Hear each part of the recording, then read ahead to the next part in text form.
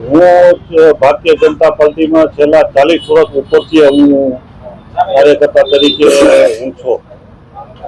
મારો જે તે સમયે જ્યારે હું જોડાણો ત્યારે વોર્ડ નંબર જૂનો 9 કહેવાતો.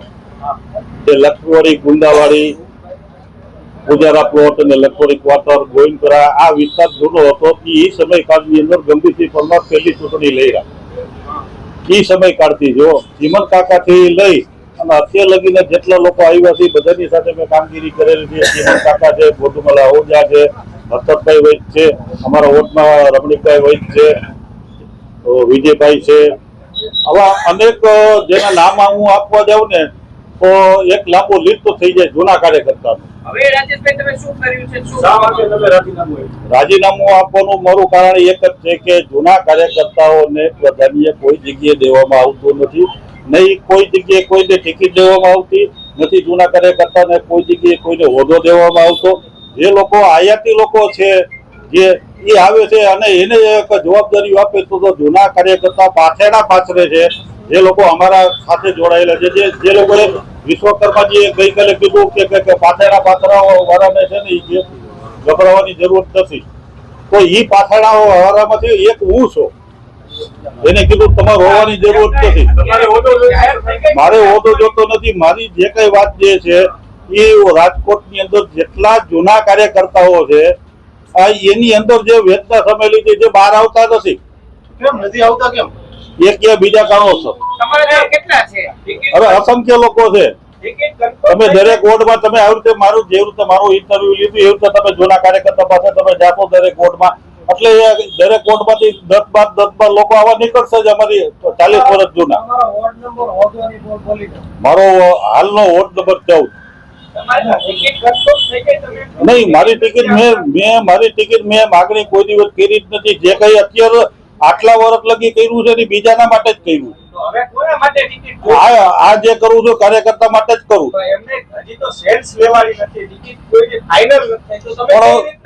પણ અત્યાર લગીમાં શહેરના હોદ્દા આવી ગયા, હોદ્દેદારો નિમાણા. તેમાંથી જૂના કાર્યકર્તાને કેટલા જે હજી 6 મહિના પહેલા આવ્યા છે, 2 વર્ષથી આવ્યા છે, 5 વર્ષથી આવ્યા છે, એ લોકોને જવાબદારી પાલટી આપી દીધી. તો 40 વર્ષ તો જૂનો કાર્યકર્તાને શું કરવાનું? હજી એના પાછળના જ ઉપાડવાના છે. આશા મારી કઈ નથી. કાર્યકર્તાને, જૂના કાર્યકર્તાને છે ને પ્રાધાન્ય દેવું જોઈએ. અમારા જેવા 40 વર્ષ જૂના કાર્યકર્તા છે એ લોકોને તો પાર્ટી જયારે સંખ્યા કરવાની થાય ત્યારે જૂના લોકોને યાદ કરે છે. સંખ્યા કરવાની. હા હા બોલો. તમે કીધું તમારી કોઈ ડિમાન્ડ નથી, બીજી બાજુ તમે એમ કહો કે અસંતોષ છે. તો અસંતોષ છે નો કઈ ડિમાન્ડ ન હોય. કોઈ જવાબદારી દેતા જ નથી. મારા માટે હું જે કઈ કરું છું બીજા માટે હું તમને કહું છું ને મારા માટે પાર્ટી જો મેં શહેર પ્રમુખને વોટ્સએપમાં જઈને મારું રાજીનામું મોકલેલું છે, બરોબર છે. અને શહેર પ્રમુખને મેં કીધેલું છે કે તમે મને મળવાનો સમય આપો. અત્યારની મિનિટ લગીમાં હજી મને શહેર પ્રમુખનો મેસેજ આવ્યો નથી. હું તમને હું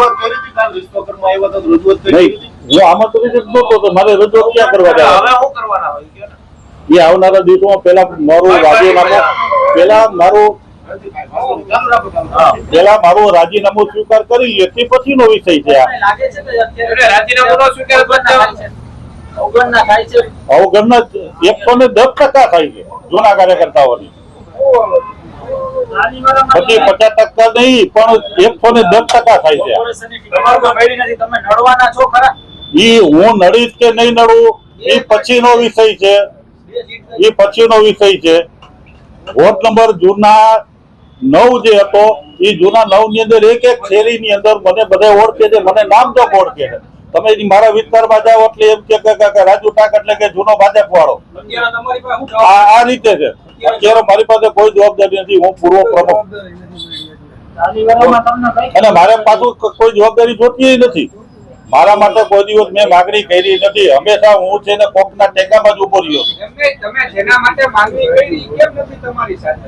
કોણ? કોઈ માગણી નહીં, મારી સાથે કોઈ માગણી કરી જ નથી.